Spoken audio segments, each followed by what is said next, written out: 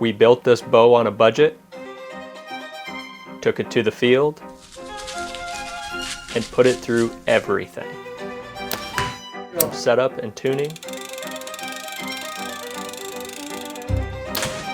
all the way to the moment of truth. We just got fucked out with the budget bow. And now, it's yours. But first, here's how we dialed it in and built the confidence to make it count, and how you can too.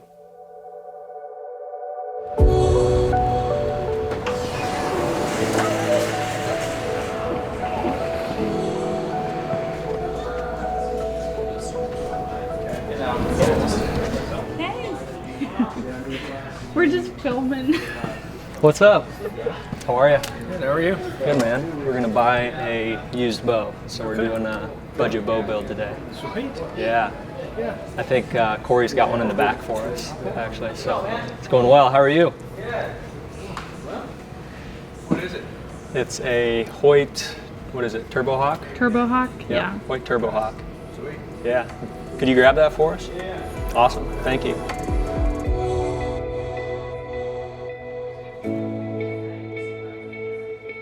Yeah. Awesome. He had marks down here at the bottom. He tried to wipe them off before he brought them in. He had a bunch of Sharpie marks. That's actually kind of cool. Yeah. What's it So like that? this is the bow that we got picked out. Rachel found this when we were in the store just a couple days ago, and we had them put it on hold for us, keep it in the back so we could come in and film this. But this is a 2010 Hoyt Turbo Hawk. So it would have been one of the top of the line bows at the time. Now, obviously a little bit outdated.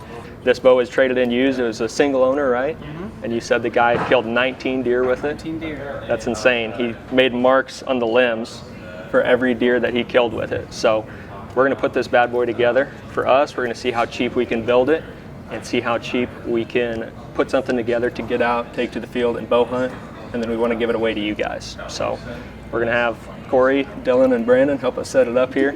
These guys are probably all busy with this, but we got the rest already on it. We're gonna put the sight together. We'll grab some other accessories and shoot it through paper, try to get it tuned up and go from there. So what's the draw length at on it? Let's check. I think I've seen you in an Idaho hunt. Nope.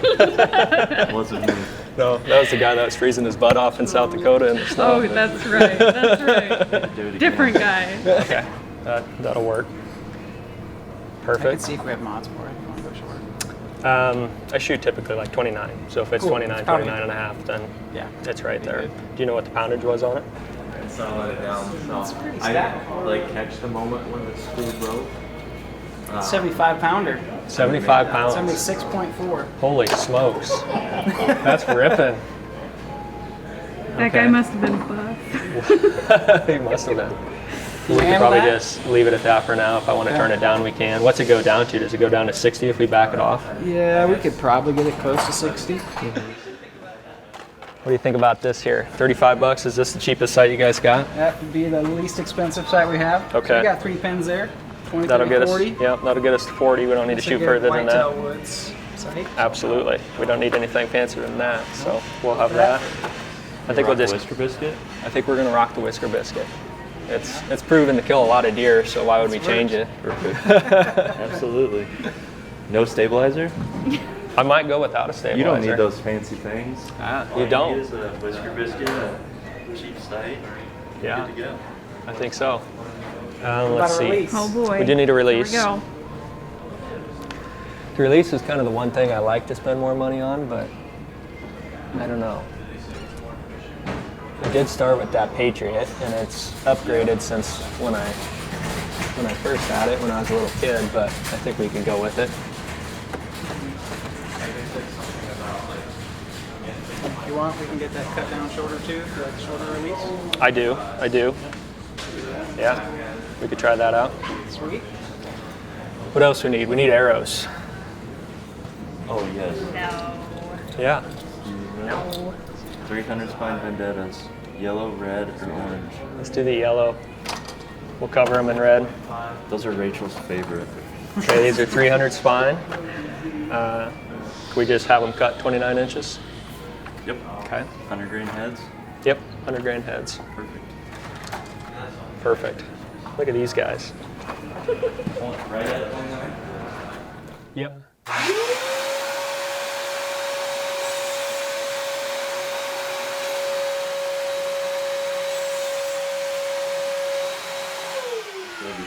Watch, you can shoot like a 180 with I this could, thing, yeah. dude. I think I could. Just shoot 'cause, a giant. That's what I was telling you him. know, I That ain't just we'll gonna go to. sit in a spot that ain't gonna have a chance of shooting a big one. Oh. Yeah, I was like, we'll go to hunt a doe with it, and a huge one will walk out. It'll be ready. You know, Yep, yep. Even if that happens. So that's one thing about going to an archery shop. What I recommend if you're trying to get a bow, go to your local archery shop, support your local dealers. This is just our local dealer here is Shields, and for a big box store, they do an incredible job. Get your local dealer to get your own bow build. So how would somebody know to leave it or shorten it? Ideally, you're going to want your release shorter. That's the one fault of this cheaper release is like this bar here. You can screw that down, but you're only going to get so much adjustment out of it. Ideally, I want that trigger like right at the base of my finger, right here, when it's pulled all the way forward on the wrist strap. So if I tighten this up and do that, like it's long by like half an inch or so. So ideally, I want it more right here to set the length for this. That way, when I get to full draw, I'm not reaching for my trigger. I can wrap my finger around it. That's the hope. So I think I'll still be able to wrap my finger around it and get at least a nice steady squeeze with it. So, you know, this release is cheaper, so it's not going to have like the nice crisp trigger that I'm used to on all the releases that I shoot. But this is the same release model that I started with when I was really, really young, about 15 years ago. So I know it works. I killed plenty of deer with it, and it can get the job done. You just have to practice with it and be confident with it. That's all that really matters. If you're looking for more information on how to use this style of release, we've got a video on this that we created about 4 or 5 years ago on how to properly shoot a wrist strap release. So I will be shooting this release with that method, even though this isn't one of the releases that I recommend from that video. What's your name? No second or third axis. Matthew? On these Josh. guys, you just bolt it on Nice to and meet you. let it rip. As simple as can be. Let it rip, Tater Chip. Very That's nice. right. Bow hunter, or just archer? Or we're gonna. Same bow for like 15 years. Yeah. Same story with this guy. Like this guy just, bought this bow brand new and kept it for all those years, and like he made marks on the limbs for every deer that he killed. So kind of cool. I wish he wouldn't have tried to wipe off his little marks. Yeah. That's what he should have just left on. But I'm not sure how to be sure. That is awesome. I know. This was actually the first release that I had when I started shooting a compound bow with the Seriously? release. And then I remember I upgraded to the Scott Little Goose and my world changed. Yeah. Isn't that what But- I started with? Yep. But this thing still works. Hey, you gotta talk to the camera. Okay. You gotta say what you're doing. Yeah. So, Tell him First what shot. to expect. okay. So we're in the lane at the archery range. We've got Dylan with us here. We got the paper tuner up. What we're doing is we're going to send the arrow through the paper, try to get this tuned as close as we can here in this short distance. I'll double check broadhead flight when we get to the range, but for now we're just going to do a quick tune, try to get everything as perfect as possible here, and then we can go from there. So this is the first shot with the new bow. A little more let off than what I'm used to.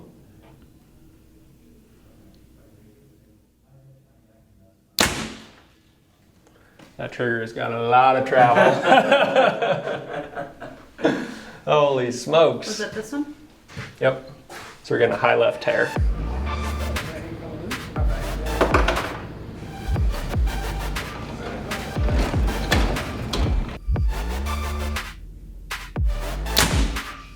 Ooh. Slightly left.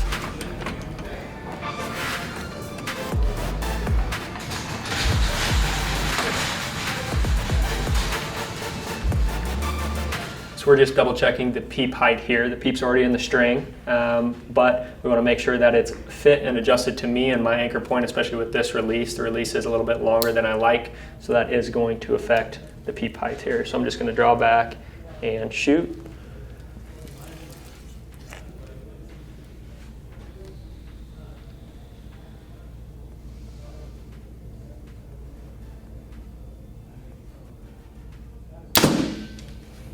And I was looking through the very bottom of the peep was high. So we need to move it down just a little bit.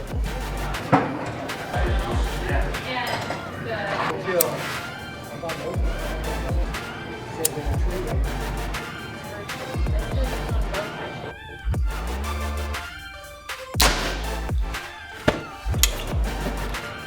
getting just a little bit high tear here yet. Should we let her rip?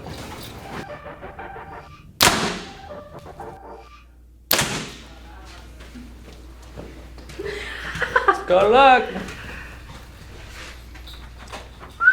Bow Tech of the Year award goes to. That's looking pretty good. Thank you. Little speed test here.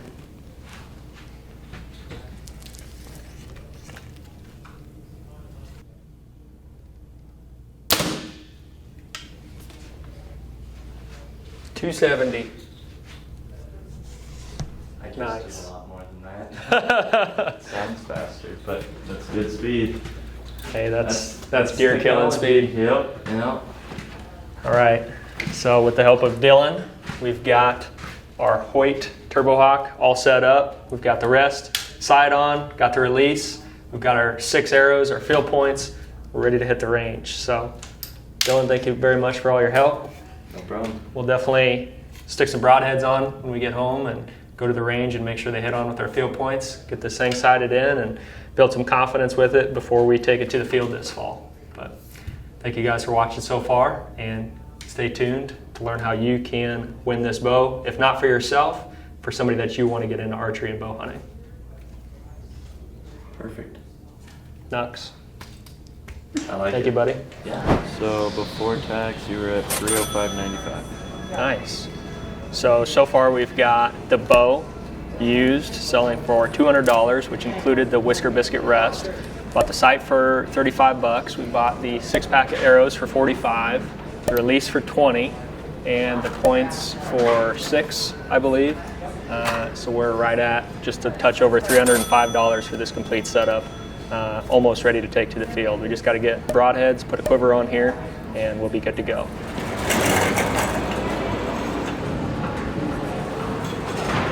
Going down. Hello. Hi there. How are you doing? Good, how are you?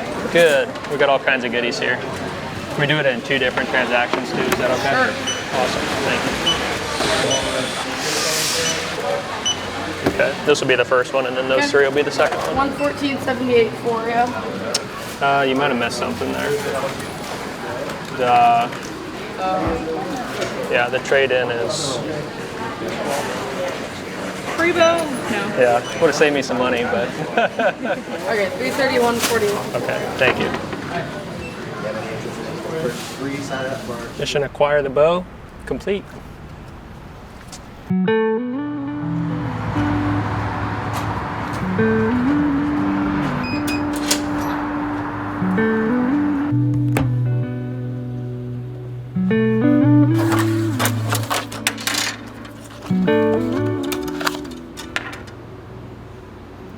One thing that we did not get when we were at Shields was a quiver. Now this is an alpine quiver. I'm not sure if they actually even make this anymore, but this was the very first archery quiver that I ever had that attached to my bow for hunting. So this was mine. I think I got it for probably $35 when I was first starting out, and it honestly worked great. It's pretty heavy, so I never shot with it on the bow, but it's a detachable quiver, so this will work perfect for this setup, and this quiver is going to go with this bow when we give it away. Pretty simple.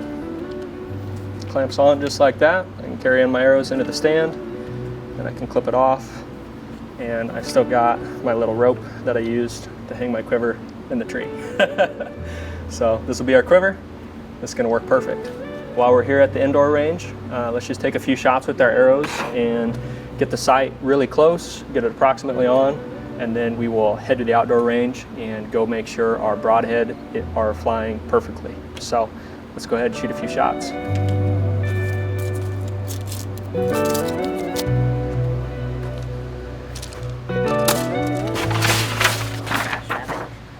I don't really want to shoot a single spot, but I don't really want to pay for a target either. This is a budget bow build. Trying to save money, not spend it.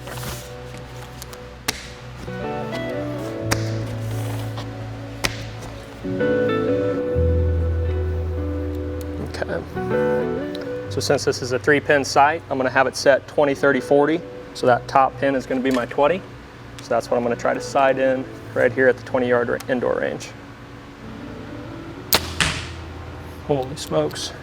If I haven't mentioned it already, I would upgrade releases as soon as you get this. That would be the first thing I would spend money on. This thing has some work that could be done to it.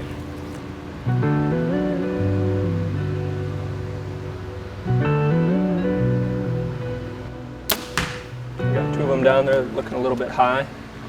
We'll go ahead and we'll slide the sight up just a little bit.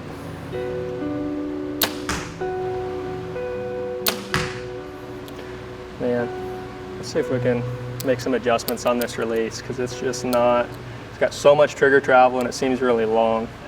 Let's go take a look at our arrows first. So, first two shots was hitting a little high. Last two shots hitting closer to right on, just a little bit on the right side. I'm not going to make any adjustment for that yet. So let's go ahead, let's make our release adjustment and shoot another group. There we go.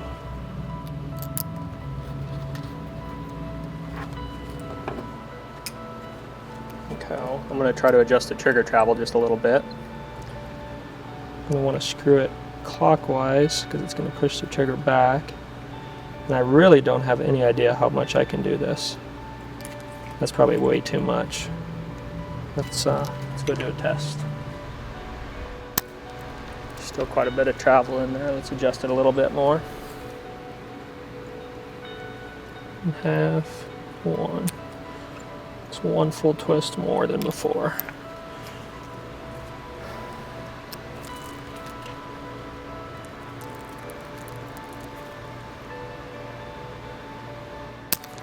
That seems a lot better, honestly.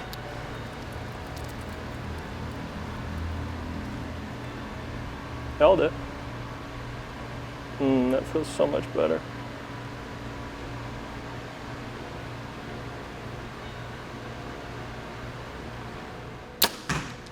That is 10 times better. I can wrap my finger around the trigger a lot deeper.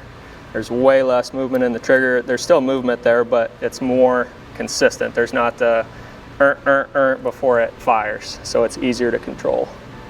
Shoot a couple shots here.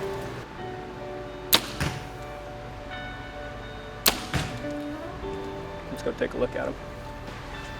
Okay, I would say that's a pretty darn good group right there. All would have been in the 10 ring. I'm shooting just a touch low and just a touch to the right.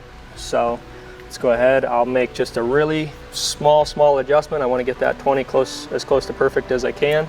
And we'll just shoot a couple more ends, try to get that really close. We'll screw on broadheads and head to the range. Ooh, that was too much. Ooh, that might have been too much. Let me tell you folks, you do get what you pay for when you're buying accessories on bows, no doubt. This is plastic side housing, so I got to be very careful with it not to over tighten it or I will break it.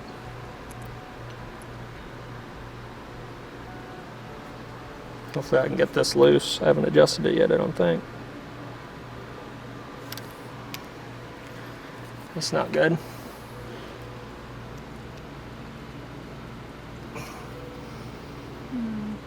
I think all I'm doing is twisting my Allen wrench.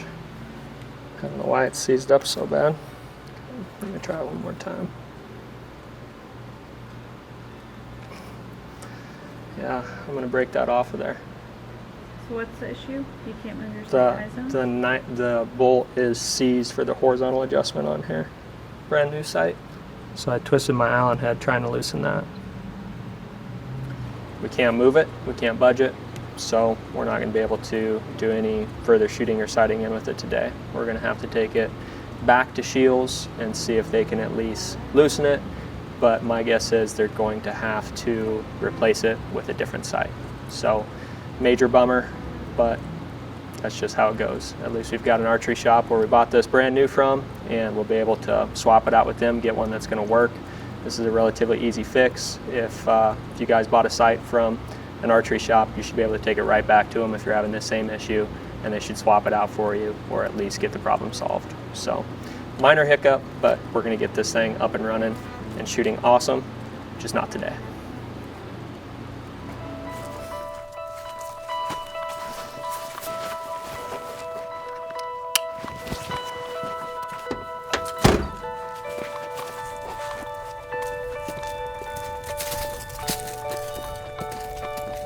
Okay, so finally I was able to take the sight in to Shields and get it swapped out.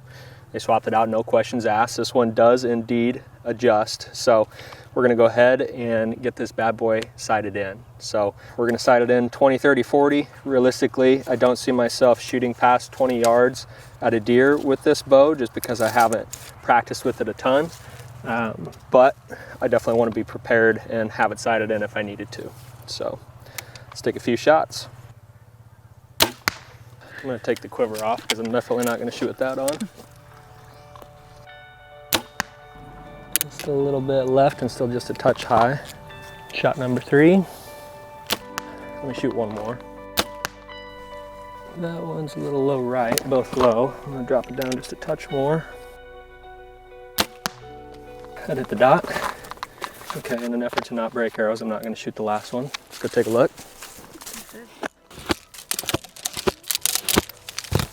Let's go back to 30.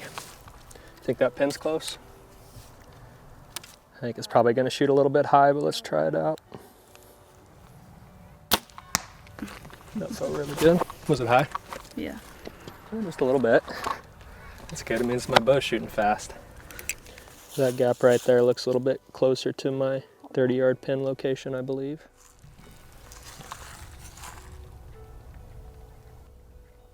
I'm gonna shoot one more. That one's right in there. Just shoot one more for good measure. All right, let's go take a look. Why don't you tell us about this quiver you got going on? Quiver? The back hip quiver. Don't you like it? Yeah. So this was the first shot right here. I lowered the sight up just a little bit, and then these were the last 3. So I'd say that's all close enough. The left to right variance is just me. So let's back up to 40. And based off my pin gap between 20 and 30, I can kind of set my 40 pin. So I'm gonna eyeball that close before we shoot at 40, or I'd probably be missing the target. So let's make a quick adjustment, shoot at 40.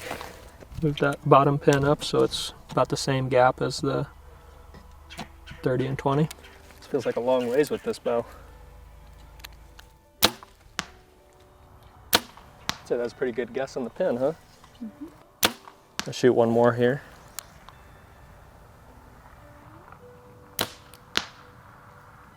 Low. Low? Let's Yeah. shoot one more. Goes right on. I think I hit an arrow on that one. Let's go look.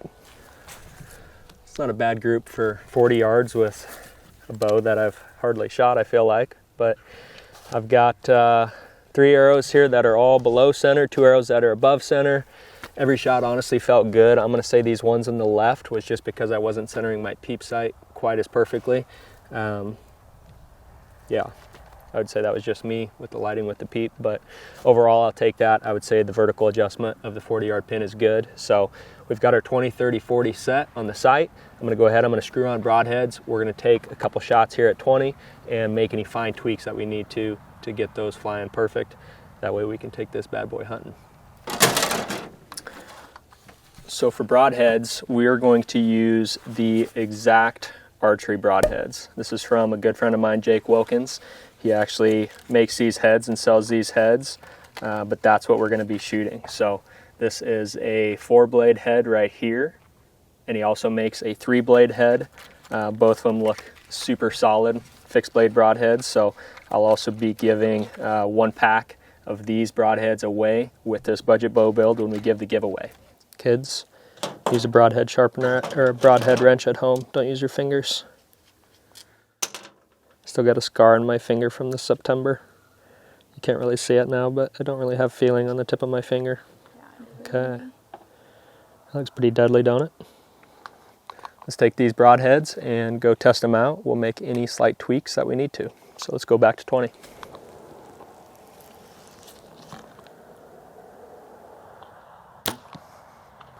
Spot on. I'd say that's flying pretty good, huh? Yeah. I want to shoot the second one, but I think I'm going to go pull the arrow first. That ought to do it, huh?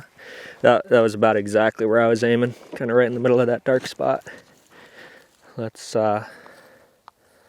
shoot it again, just to make sure.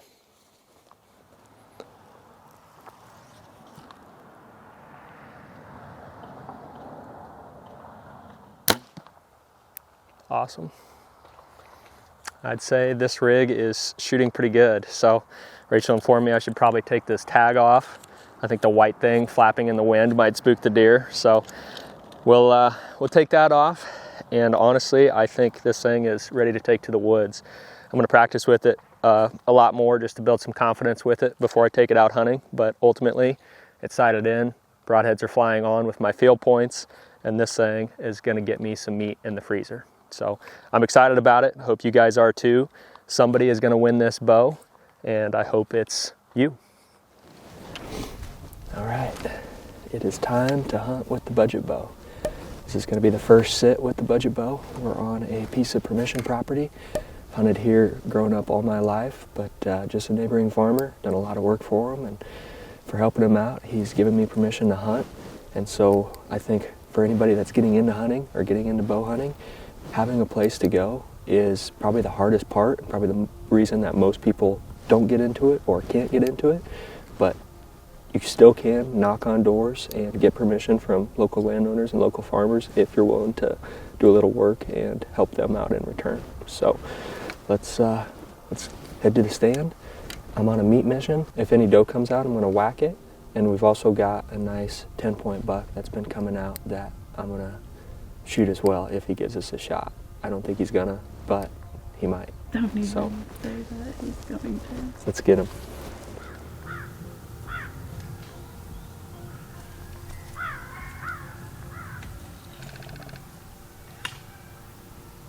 I was just telling Rachel that this hunt reminds me a lot of what my hunts were like when I was growing up, because I would spook deer coming in.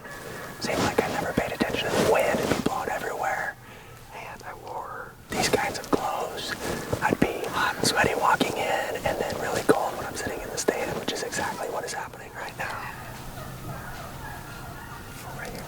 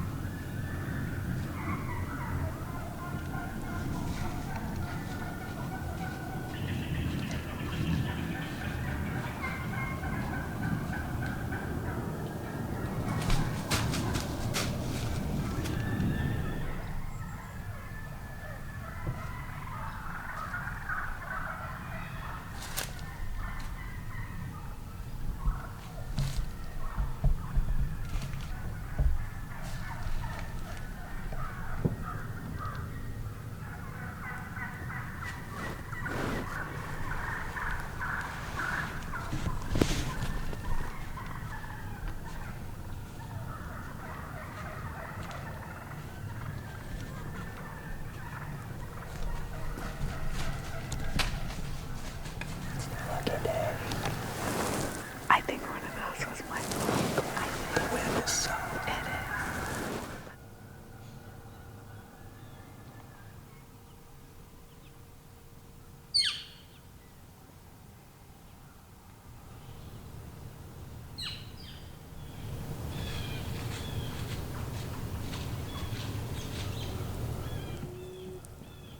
We think we're doing nothing but probably spooking deer. We had that close opportunity, but didn't get drawn back, didn't get a shot, so we're gonna slip out and probably come back this afternoon. Well, I made it back out here on the same property we were hunting this morning. Kind of going back old school, doing what I did when I was a kid. A lot of times I didn't have a lot of tree stands, so I would just sit on the ground according to the wind and the way the wind was blowing. That way I could use that to my advantage. This really brings me back to my roots, because this is largely how I did it. Just hand-me-down clothes that my dad had or cousins or uncles had. And, you know, not the best bows in the world, not the best arrows, not the best broadhead sight, whatever else.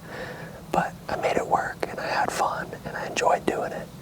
And, you know, I love the best hunting gear from every category as much as the next guy. I love my Sitka, love my brand new Hoyt, love my awesome releases, love all that stuff. But this stuff can still get it done. And You don't need to go spend thousands and thousands of dollars to get into archery, to get into bow hunting. You know, really just kind of kicking it back old school, and want to show you guys that you don't need all of this new stuff. Again, it's nice and I love it, but you don't have to have it to be able to do it. So if we get something to slip through here at about 20, 25 yards, hopefully we can get a shot at it.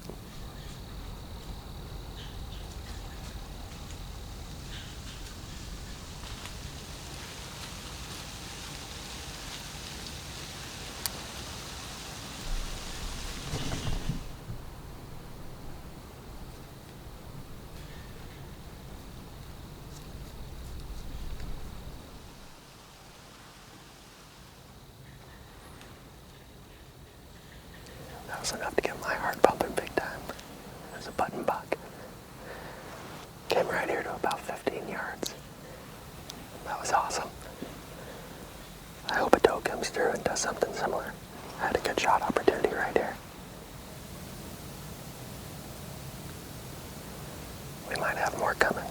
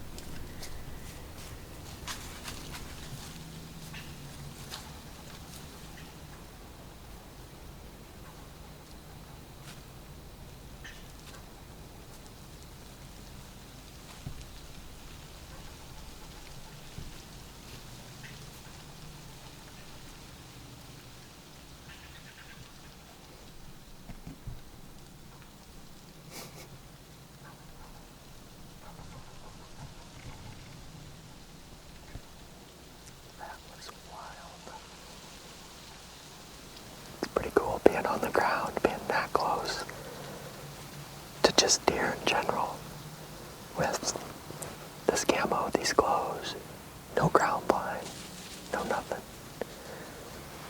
These deer get plenty of hunting pressure, so it's no easy feat.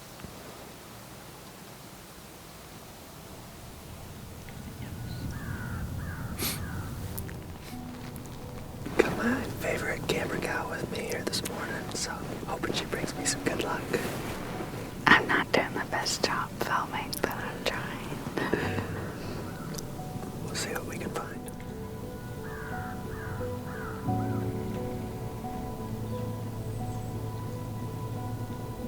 Oh, it is a buck. He's in the foreground. Just a little guy. Yeah.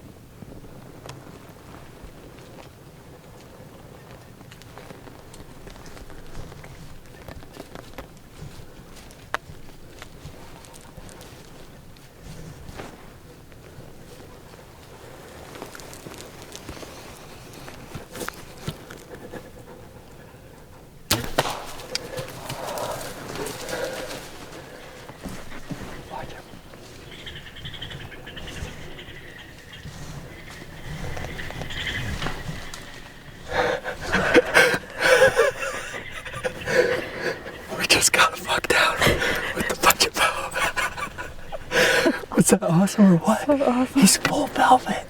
What? Did you see that? No, I was just trying to. He's full velvet.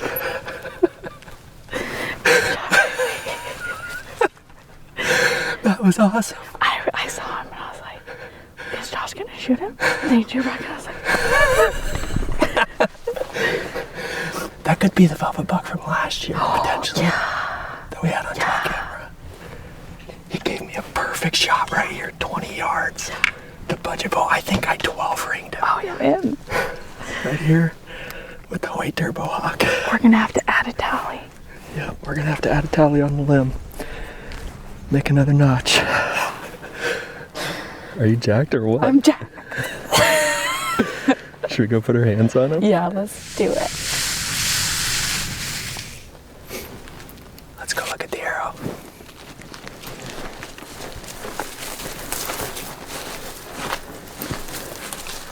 Look at all the blood.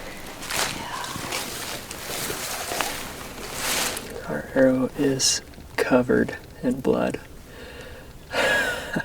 And that is beautiful, beautiful lung blood right there. Arrow zipped right through him, right here, about 20 yards from the stand. That looks awesome. Slip that back in the quiver. Look how red it is. Let's go get him. Look at all this blood. Went straight uphill.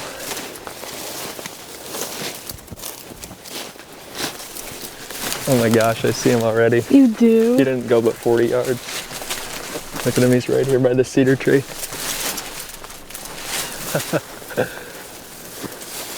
That's so cool. My. Oh my goodness. That's awesome. Whoa. That's definitely that same buck as last year. Yeah. Look at that shot on him, huh? Yeah. That shot was about perfect. He smells like a ruddy old buck, don't he? Yeah. Look at that thing, huh? That's awesome, babe. Look at those bases. A velvet buck on November 7th. Yeah. Velvet buck, November 7th. He's got massive bases on him. He's got some kickers there. This is a really unique deer. We've actually watched this deer last year. He looked a fair amount different, but he had all these weird bases, or these weird kickers on the bases. And it's just crazy. We hadn't seen him yet this year at all. And we had trail cam pictures of him this morning on the cell cams. And I thought to myself, if that buck comes in, if he looks like he's mature, I'm definitely taking it. And he looked mature last year on the cameras. And as soon as this buck came in and he stepped out 20 yards in front of us and I saw how big his body was, I thought that is mature buck, no doubt. So he stood there and gave me a perfect 20-yard shot. And the old white turbo hawk budget bow made it count. This is just so rewarding to be able to do this with this kind of equipment, this old bow and flannel, just kind of doing it how I did when I was growing up. But it's just so fulfilling to have it all come full circle, to get an opportunity at an old buck like this, a velvet buck in November. That's crazy. And to do it with this budget bow that is ultimately going to be given away to one of you guys, like, that is just awesome. You know, this bow was used by one owner for a number of years, and he has those check marks on the bottom of his limb showing each kill that he had with it. And now we get to add one of our own marks to it. And we're gonna give this bow away to one of you guys, and hopefully it gives you the opportunity to put a few notches in it yourself.